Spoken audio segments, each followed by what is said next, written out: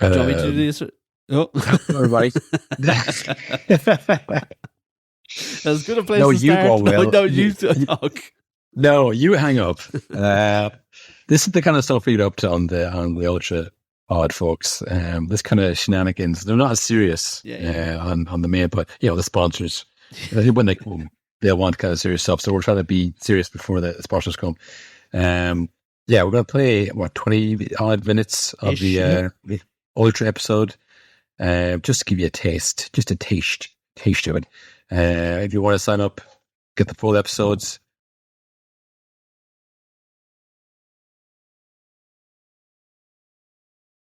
The link's in the description of the episodes. $4.50 a month. Become Ultra today. We've got that over there. Without any further ado, I suppose, let's just get right into it. Yeah, go take it away, us. Honestly, that is nonsense. Nonsense. All nonsense. It's embarrassing. It's a disgrace. I'm not trying to be disrespectful as well already. Okay. I enjoy every day of it. We're giving our supporters some joy and some belief and some hope. You know, there's no law. There's no one's going to die. Yeah, bin it, mate. Just bin the whole idea. Just forget about it. Hello, everybody, and welcome to a No Nonsense podcast. Rumors of the Champions League demise have been greatly exaggerated by us. Yeah. Is this the worst Champions League ever? We asked on the last Patreon episode. Since last year, for sure. We're like goldfish, I think, is the issue. It's just like whatever the last game we saw, that's the whole Champions League. Some might say no ball knowledge. There's another way to put it. No history of ball knowledge anyways, because maybe it's always been like this, because we saw the draw there today for the Champions League. And everyone's like, "Oh yeah, this is proper stuff." Now we're talking, yeah. Which maybe it's always been like that. Maybe it's always just been the last 16 knockout round to get rid of the losers from the lower league, the Portuguese league, the Turkish league, get them out of here. And now we can get down to the top 5 league. I mean, essentially the Super League knockout stages. That's what we're looking at right now. It must hurt to be like a Porto fan and seeing that. Imagine seeing that online of like, oh my God. Porto in the knockout stage. Can it get any worse? Yeah. Well, that's the funniest thing about the Porto stage. And I did kind of call this that everyone was saying, oh yeah, this will just be another one of the teams that we thought might make upset, but they won't. Now, I thought they were much better this time against Arsenal in the Emirates. I tell you, that video of Bendtner scoring a hat-trick. Cotton craw, yeah. Oh yeah, we can't go out this. We can't go out with them like, putting Bendtner comps on Instagram. And they'll be like this again, lads, watch. They came, and honestly, I think the best way to describe it for someone who didn't see it is like a team of Luis Diaz. Yeah. Run, kick, attack.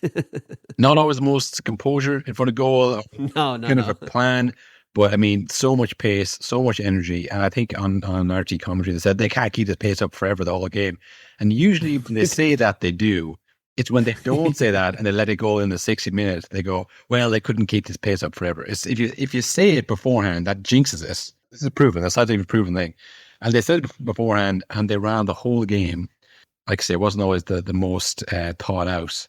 But I think the biggest factor for Porto's competitiveness in this game, now they did lose 1-0, but I don't want to sound condescending, but I really do think they were excellent in this game. I thought they were really, really good. The ref of the game, the referee, played by his own rules, no one else's, and sometimes not even his own. There's some very soft fouls that he didn't give, and then there was some other soft fouls that, depending on the context, he did. He's like, well, he shouldn't have done that there. I think there's one where a player was pushed over, not really pushed over, and then he kind of grabbed out where he was on the ground. Equally as much contact. I was like, well, you can't be doing that now because you get the free.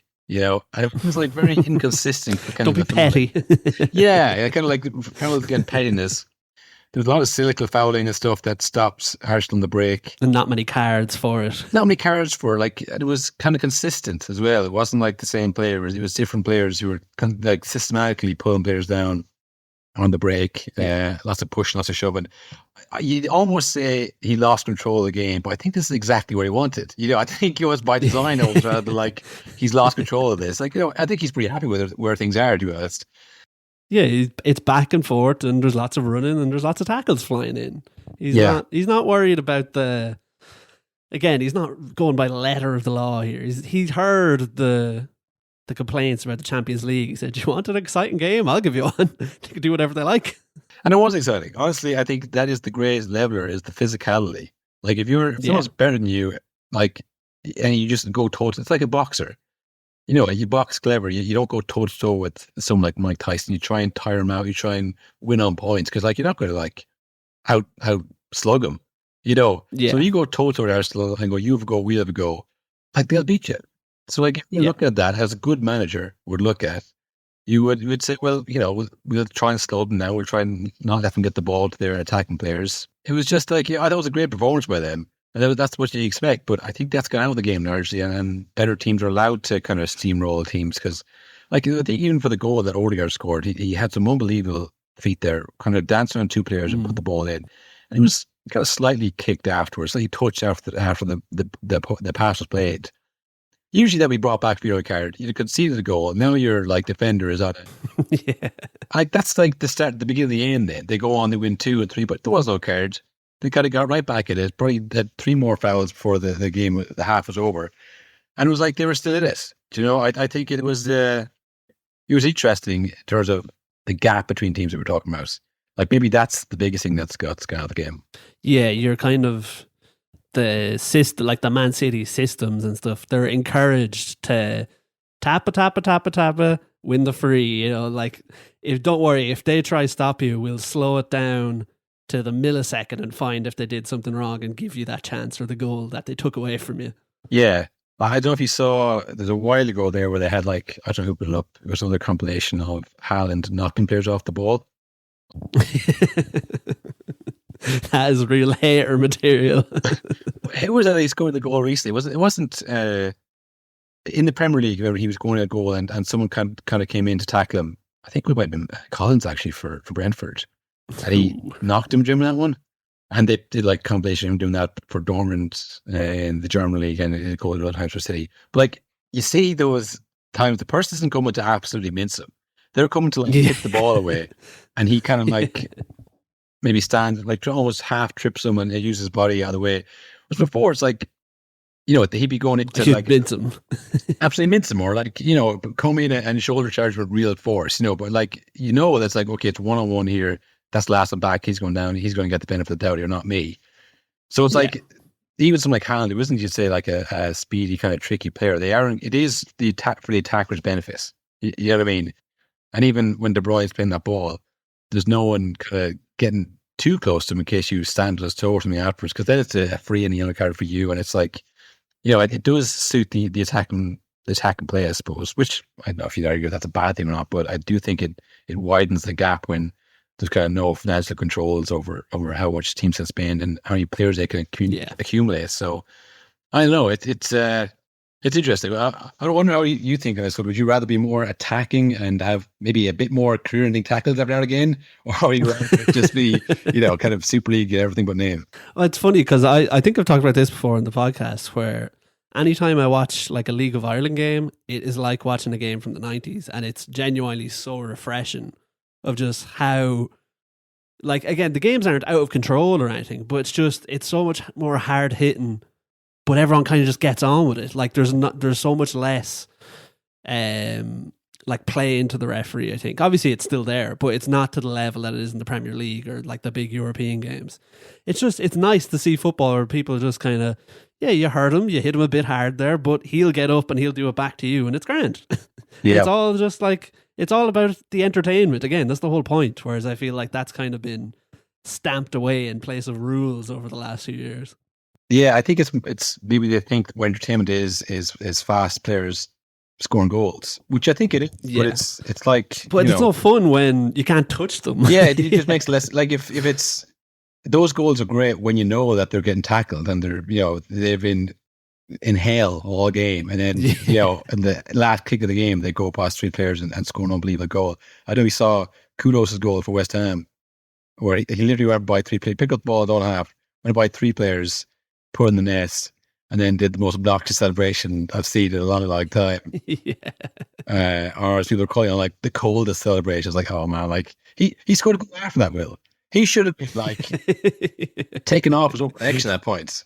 But instead, he was like, in him was 5-0 and Freiburg were like just, mentally broken. But like, and again, it's you feel like you're on the borderline here of encouraging violence here, of inciting violence on the football pitch, feeling like he should be kicked off the pitch for that kind of behavior. It's really attacking, scored and play. But at the same stage, you see him walk by these players, and then they're not trying to tackle, they're trying to get man and ball. They're trying to tip the ball away as he's run full tilt, because you don't want to give him a foul away, because that's even worse than, not tackling him. Or desperately sprint backwards with both hands as far behind their back as they can be. Yeah, I hope he doesn't go around me because I can't touch him. Yeah, and it's funny because like people with like, especially former pros, like the art of defending is dead kind of thing, as if it's on the players who don't want to defend anymore. They're all gone soft. It's like, well, like look at the rules, like look at what's encouraged, and it's like it's not tackling or last ditch defending. It's letting people walk through and score goals, and that's kind of what's encouraged. But no, I honestly thought it was great what Porto did in that game, because it just makes it more entertaining, even for the neutral. I think people might say there wasn't many goals and there wasn't a lot of quality, but you want to see a game that's close. You want to see something on the line. Yeah, and it's not like there was at the Bayern game last week, which was over half time. So they were going to game 1-0 because well, they're not going to beat them. They got 2 goals and that's it. So like, this was great. They did their homework well. They marshaled Saka a little bit well. Yeah. And I was looking at him, right? And because this is kind of ties in with what we're saying about the old days, and he gets a lot of abuse for not being a baller, kind of not being like, people think Foden is just a better player because he kind of moves in different ways. Like Saka, what he does, he can go like inside or outside.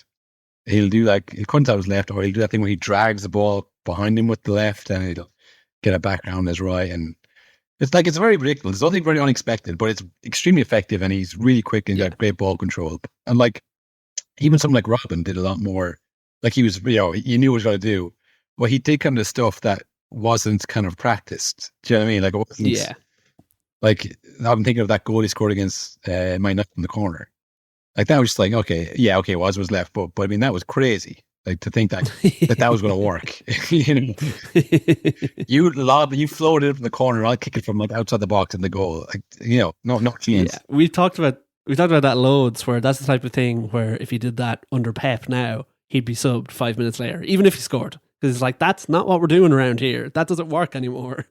Yeah, because the probability of it is that someone get out to that, or he'd slice it and go nowhere. Like, we have 3 6'4" people in the box. Why would you do that? We had 94% possession for the last 5 minutes before you did that. Now they have the ball. Yeah, I'm thinking of that goal he scored against Dortmund in the Champions League final, where he like kind of went in and out through 3 people. Like, what was he doing in the middle of the pitch? Like, it's just someone like Saka was doing that. It was very effective. He was getting the ball across, but there was never anyone in there to finish it. And then there was kind of people that kind of went out of the game a bit, because like, it's, there's nothing unexpected. It's like, it's down the left, down the right. If that's not working, it's like, I don't know if he's been encouraged to do anything else. I don't think if he's, and again, not that he's not as good as previous players, or that he's not as effective even in most games. You can look at his numbers and say, well, look, it's working. So yeah, I just look at it, I kind of thought, this is why, the market is so good for nostalgia merchants right now, because you look at this and it's not exciting. He's running fast, he's great ball control, but it's not like, you know what he's going to do. On the probability it'll result in a goal, but if it doesn't, it's like, well, that was kind of, crazy to watch. Yeah, it's because if you stop the system, then it's not like there's no way Arteta's like, lads, if it's the 70th minute and hasn't worked, just start trying stuff. Whereas I'd say back in the day, it's like, get it to Ronaldinho, let him do whatever he feels like. Yeah. Well, I think this is what Eto's issue was at Barcelona, when he, because he'd been playing since like 2005, and then by 2009, Pep was like, I want you to go here, you go there, you go here, and it's like, where's the grid? Where's the kind of like, where's my free time to kind of, run the winner? And Pep's like, that's not how we do it here, So it's it changed in that time, and we're kind of seeing it now, where you don't see players encouraged to do it, and you see players who grew up with that system, like Saka, where it's like, at what age group was he encouraged to do bicycle kicks or like take shots on a volley from the corner? I mean, when it's also like a shot from the like, you just wouldn't see it. I don't know. I just thought it was interesting to see, because he did kind of go out of the game a little bit in the end, he brought Jesus about 70, 80 minutes. He nearly scored, but they couldn't break it down. And then it goes to the penalties. And the first penalties in the Champions League since 2016, which I thought was mad. Really? Yeah, it's since is it 2016 Madrid won it on penalties? Against Atletico, yeah. Apparently it's the first penalty shootout in that long, which I thought that's crazy. In the whole competition? In the whole competition, apparently, yeah. In the knockout stages, when it's the only time it would be. So, yeah, apparently so. Well, do you know what it is? Away goals often make it possible to come to a draw. That's true, yeah. Yeah. So, yeah, that actually, it's probably the first penalty shootout ever in the history of the Champions League knockout stage. Well, no. Unless there was 2-0. Well, there was 2-1-1s or 2 score draws, yeah. Or, something like that. But yeah, the away goal definitely made it trickier to do that. But yeah, I definitely, if there's penalties in further neutral, it's always like exciting to see. But it's the least heartbreaking way to go round to go out in on penalties because it's the last 16. You still got if you in the semi-finals from when you miss the penalty, it's like, oh, that could have been our year. But like 16, you never know. We who would have drawn one. We could have got Man City next round. We don't know. But yeah, it definitely made for a good finish to the game. David Raya, man of the match, the hero. Yes, he gave a great interview after the game where he said literally the exact opposite of what Ramsdale said right before he was gone. You get drained after games being a goalkeeper. Maybe not leg-wise, but mentally you have to be so focused, and since the first minute until the last minute, you cannot switch off for 1 second. You see sometimes players that they can switch off for a few minutes because they're not involved, but keepers, you never know when you're going to be involved, so you have to switch on and concentrate on a game of football for 90 minutes. I'm finished, I can't do it. So that's why I get involved with the fans and I'll sing along with the songs, and someone's giving me abuse, I'll turn around and I'll give them a bit back. Yeah. I've had me 2-3 minutes of sort of madness in my head, straight back to the football. And I've got 10-15 minutes of pure concentration again. I don't know. I don't know what is... what can you do? You sit there... Because at the end of the day, you're either going to be a team player for Arsenal and play the cup competitions and accept that as your role, or you're going to want to leave the end of the year. So if people see a sulking all year, like, well, this guy's got a bad attitude, and that for a fact, I don't know them, but I know one thing, bad attitude, he's not a team player. So either way, if you're thinking I'm going to stay here and then fight for a place, or I'm going to get a move out of here, you have to be positive about the situation. So yeah, I mean, there's a lot of talk of like, oh, he's pretending to be happy. It's like, well, wouldn't you? What other choice do you have? Yeah. Or he's happy. It doesn't matter, really. Yeah, it's exactly. It doesn't matter. And it is also, like, it's not like he's fucking injured or anything. And it's not like Raya pick up a fucking red card from flying out at someone in the semi-final and they need another keeper in the final or anything like that, So he's like, yeah, surely he is buzzing to get to the next stage of the Champions League. He might play it. Look at Kevin Keller, he could have been thinking, well, never injury comes, and now he's going to go to probably one of the biggest clubs in the world, Real Madrid, next year, It's probably already got... I think linking up to Celtic, I was like, no! Don't do that! Jesus! You're better than that, Queen. But that said, a year at Celtic, the first team would probably be the best thing for him, to be honest, because people do probably want to see him as a first team all the time, But anyway... Tough way for Porto to go out. I don't know if you saw this weird thing that happened on X again. There was a video of the Porto manager in the dressing room dancing with a cigar, going around, I guess, from whoever posted it, an Arsenal fan, I'd imagine, saying this was him after the first leg. And I remember thinking, like, whoa, that's mad. Is that like, that's surely be too over the top for that. It turns out that video was from them winning the league last year. Was it? Yeah. Of course it was. When I think about it, I'm like, of course he wasn't smoking cigars and covering champagne after they beat Arsenal. Like, no way would they do that. Like, they might be like lower in quality, but they're still a kind of a championship winning club. They don't do that kind of, celebrating beforehand kind of thing. But I'm thinking, why would you do this? Why would you post this after they've been knocked out to show, look, they thought they had it won kind of thing? And it dawned on me again. Like, that's what X is now. It's just engagement. It's just like spread. It's lies. Like, usually this kind of fake videos would be saved for like whipping a mob up into a frenzy. Now it's just to make X money. It's just like, look, let's all laugh at this guy. They thought that had won. Well, to peel back the curtain a bit, because there was a period there a few months ago where we gave Twitter a really good go, because it seemed like that's just where football talk happens. And we got a few tweets that did really well, but I've noticed whenever I was doing that, how it works is the way football Twitter works is Sky Sports will post anything at all, and immediately there's 200 replies of people trying to be funny. And so it's like it's so desperate. And it's like I just have to be the top one. As long as I'm first, I'll be the top reply, and that's all I need. So it's like a mental game. Yeah, there's a lot of people complaining. Like I remember when the comments used to be about the post, because people trying to get you away from their post onto their, like it's just trying to get highs, because it's their effort. But it's just a strange kind of thing where you can't believe literally anything you see on the internet without like doing your own research. And it's just, Did you see the other incident involving the Porto manager, where apparently Arteta said something particularly, according to the Porto manager, Arteta said something particularly nasty about the Porto manager's mother, and he went up to him after the game and informed Arteta.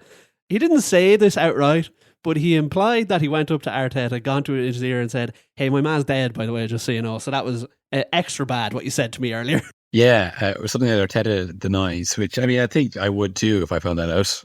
I never said that. I never.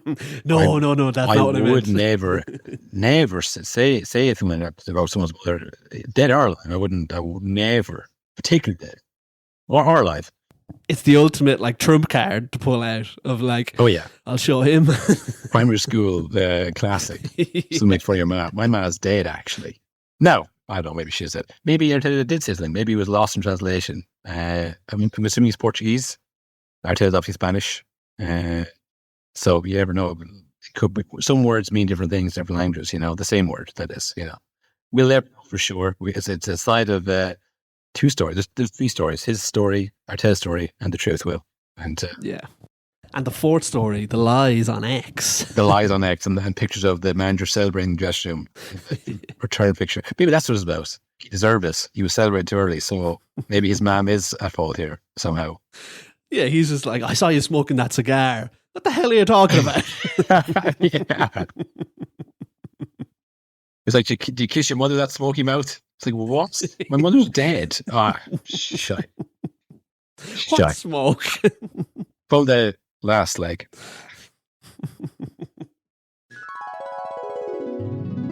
Well, there you go. Champions League is back. Good to see. Good to hear. We're so excited for the next round, Will. Yeah, it's funny, like hearing things like that. Because I don't know about you, but sometimes if I ever listen back to the podcast, especially if I just randomly, like if an old one might autoplay on Spotify or something. And just be like, oh, I clearly was in a bad mood that week. Well, I noticed the most I say words are weird sometimes. I think in the last episode, I heard myself saying opinion. I was the harsh opinion. An opinion. That's one of the words. Because most podcasts would go, pause it there. I actually said opinion. Can I say that again? They have like some producer that don't pay, and they'd like, oh, it's the waves are off or something, and like, okay, well, let's do it again, But I mean, we just, amateurs like that do more than one take. We do one take through, and then we cut out what we don't need, and the rest is there for you. $4.50 a month. Sign up, and you'll hear all that kind of good stuff. Yeah. Champions League is back. We'll be back to the Champions League next week after some FA Cup and Premier League, and International Break Cup as well. So we'll be covering all that stuff from an Irish perspective and everyone else's. So, we'll see you Monday. And maybe if you want to, you can sign up and we'll see you right now over on patreon.com. Godspeed.